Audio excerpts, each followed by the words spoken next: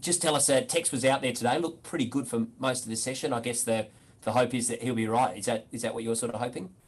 Yeah, absolutely. Obviously, as a club and teammate, we hope that the big Texans out there, and yeah, he's moving around at training pretty well this morning. So another few days, and hopefully the neck loosens up and he's able to get out there this weekend against the Bombers. And the other one, I suppose, was Luke Brown. I think he's got a bit of Achilles soreness. Wasn't out there. Is he maybe touch and go this week? Yeah, well, I think Brownie's been managing it for a while. So, again, another few days, a day off tomorrow. He'll be given every chance to get up and he'll be in the mix this weekend as well. Brilliant. Dropper, I'm happy if you go, great man. Thanks, Ren, man. Hey, Cedo. You had a bit of a neck problem last week. Just talk to us a bit about some of the difficulty you faced with all that, mate. What Tex might be going through. Yeah, it is the stiffness. You get sort of some shooting pains and whatnot, going down into your back and in your shoulders. So it's just hard to get going and to be able to move. And I think from memory, he keeps looking out to the right. So I think it's his right side that's a bit stiff. And he'll just have to keep getting some heat through it, some warmth. Take some anti-inflammatories and some Norflex, which I know too well about. And as I said, he's got another 3 days or so. We're as a club, we're hopeful that he'll get up. Does it give you a bit of a boost when you see him out on track, mate? Obviously, Friday night, you've got the eyes of the footy world will be watching, and to see the big fella trying to get up, it must give you a little bit of a spring in your step. Yeah, he has that impact every week for the boys. He carries on. He's one of those personalities that does get everyone up, lifts everyone up, and you have a good time when he's out there. So we're definitely keen form that he's been in to have him get out there and kick us some goals again this weekend. And personally, mate, you're going beautifully. I mean, it's fair to say it's a career best year for you, and you're out of contract. Have you got an update on where things might be sitting going forward for you? I do have next year hit a trigger to be here next year, but we'll sit down with the club in the coming months and work through a contract, a possible extension, and see what the thoughts are. And obviously, I'd love to stay around here. Been here for six years now, and would love to finish my career here. Thanks, Cedo. Is there anyone? Yes, I was going to go then. Go, Matty, go. Yeah, sorry, mate. Hey, Paul. I just wanted firstly to know what were the key takeouts from the weekend loss, do you think? I was sort of around the contest. We matched them for majority of the game, and in the last quarter they obviously ran over us, which was disappointing, and to lose by 10 or 11 goals in the end, it did hurt. A few of our mistakes again with the ball, not choosing the right option. It creates turnovers in difficult spots to defend. It's just a work on, it's a progress from what we have been working on the last sort of 6 to 8 weeks, really, pretty much the whole season, which is the moments in time during a game to control it when we do have it, which will help us set up behind the ball, but also will help us score. There was no different on the weekend. Just back to the contract for a moment, mate. When exactly did you hit that games trigger? I don't know, to be honest, the exact time, but it was earlier in the year. Obviously, not a relief, but just a good thing for you to know that you're locked away for next year and don't have to sort of deal with that at the end of this season. Yeah, absolutely. Obviously, security to have another year is always good to know. But as I said, I'd like to extend out past that as well. So we'll sit down with the club over the next couple of months and see if we can work something out.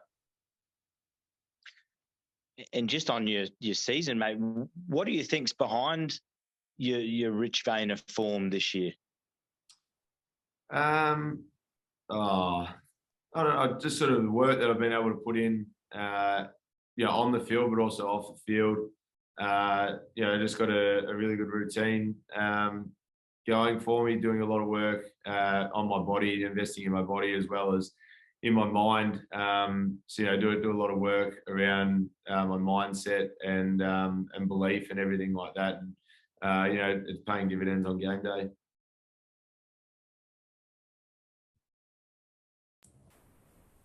Just on that, Cito, sorry, I hope I haven't taken someone else off. Do you have a mind coach? Am I right in thinking that? Did I hear that on radio? You've got like someone that you get to help get you in a better headspace?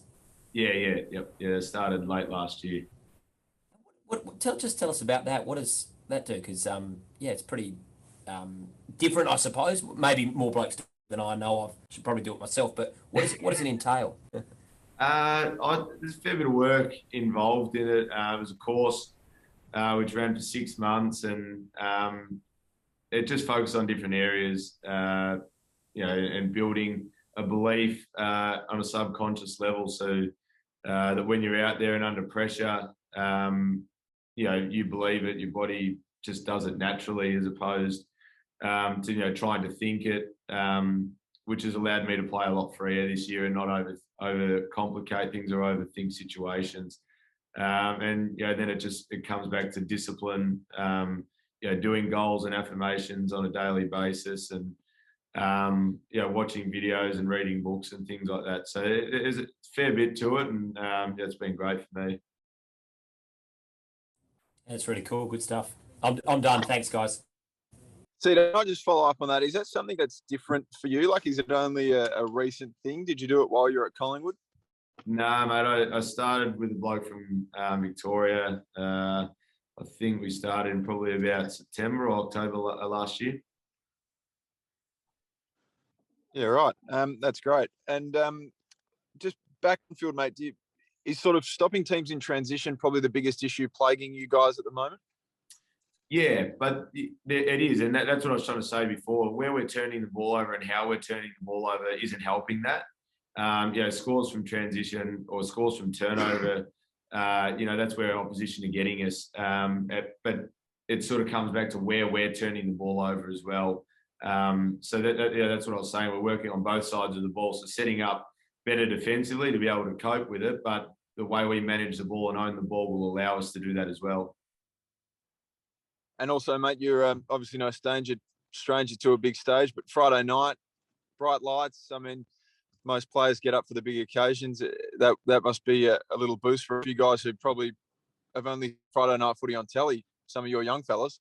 Yeah, that'd be great. I remember we went up to Cairns the other week to play the Saints, and I couldn't believe how many blokes hadn't played a night game. So, playing on Friday night would be a great experience, especially for some of these younger boys coming through, because, hopefully in the next few years as a club, we get a few more, and we're back up the top of the ladder. So, you get a few more of those Friday and Saturday night games.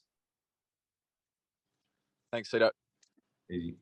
Just one last one from me on the mindfulness stuff. Was there anything particular that led you to go down that path? My mum was pretty adamant in me giving it a go. She'd been pushing it on me for a couple of years, and then obviously with where I was at last year, getting dropped late in the year and missed the last 5 or 6 games, knew I had to change something, and I didn't want my career to finish the way it was last year. So, with mum on my back and that, it sort of pushed me into it, and I'm glad that I did it. Looking back on that, sorry, I was just about to follow up and say, just looking back now, given the form you're in, on getting dropped when you did, was it a bit of a wake up call? Oh, probably, yeah, I suppose so.